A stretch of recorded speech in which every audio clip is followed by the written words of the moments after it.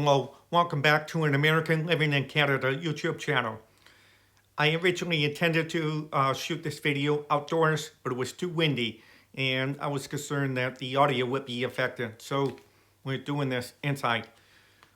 So before I get into the topic of today's video, which is the trade war between the US and Canada, let's do an update on the Liberal Party leadership race. Mark Carney won in resounding fashion on Thursday and was sworn in as the Prime Minister of Canada on Friday. He is expected to call elections soon.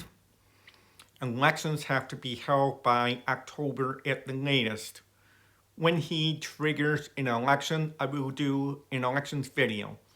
Now, on to the tariffs and the trade war. It's been a wild 45 days. And it's characterized by the on and off nature of the tariffs imposed by Donald Trump. So let's run through a history of this. I had to write this down because so much has happened and it's hard to commit all of this to memory. So on February 1st, President Trump announced 25% tariffs on Canadian and Mexican goods to take effect on February 4th. On February 3rd, he announced a 1-month pause in the implementation of those tariffs. And it was interpreted as President Trump reacting to the stock market plunge on February 1st. So he is famously sensitive to the fluctuations of the stock market because he believes that it's a reflection of his handling of the economy. So that was what the interpretation was at that time. All right. And then on February 26th, he said he might not actually impose tariffs until April 2nd. The next day, he said that they would start on March 4th. Then on March 2nd, Commerce Secretary Lutnick suggested that the tariff situation was fluid. On March 4th, the tariffs went into effect. The stock market plunged when the news of those tariffs came out. That afternoon, with the stock markets reacting poorly, Commerce Secretary Lutnick suggested that the tariffs may be rolled back the next day. On March 5th, Trump announced that he was suspending parts of the tariffs related to auto manufacturing until April. Then on March 6th, he suspended all of the tariffs until April. On March 10th, Premier Ford of Ontario imposed a 25% surcharge in retaliation for Trump's tariffs. Then the next day, on the morning of March 11th, Trump doubled the tariffs on aluminum and steel from Canada from 25% to 50%.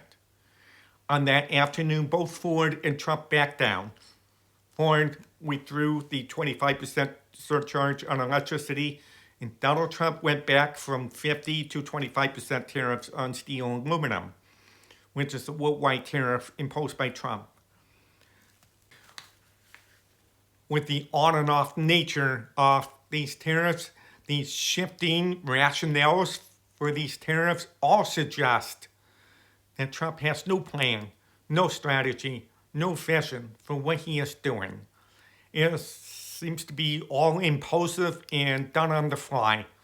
The fluctuations have been so wild that Jim Cramer, who was a Trump ally, stated on CNBC last week that these tariffs were doing harm to the U.S. economy, was hurting the stock market, and he pointed out to President Trump that the stock markets in Germany, Italy, and Spain were ahead of the U.S. markets.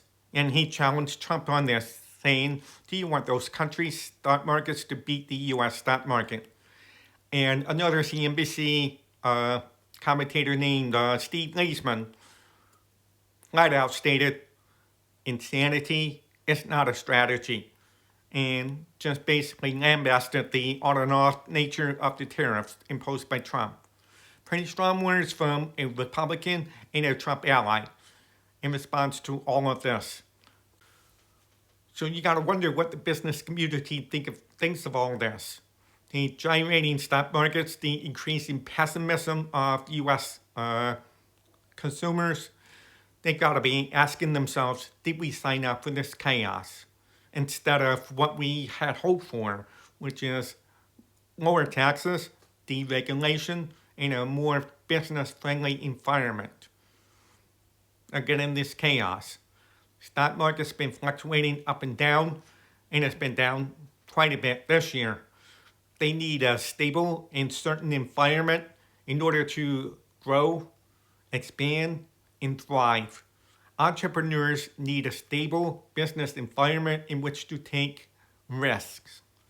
Okay, so this is all not good for the U.S. economy.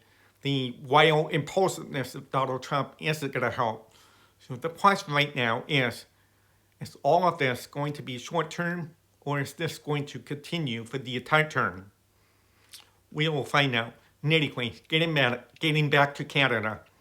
Premier Ford has been the main voice of Canada with respect to these tariffs.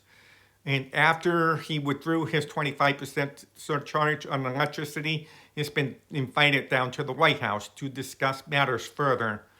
And I'm sure that he's going to be the leading voice for Canadians until the federal election is settled.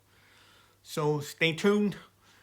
I think the uncertainty and instability is insane. It doesn't do any good for either country. All right, so let me know what you think. And give me a thumbs up. Please subscribe to my channel. Thanks for stopping by. Have a great day.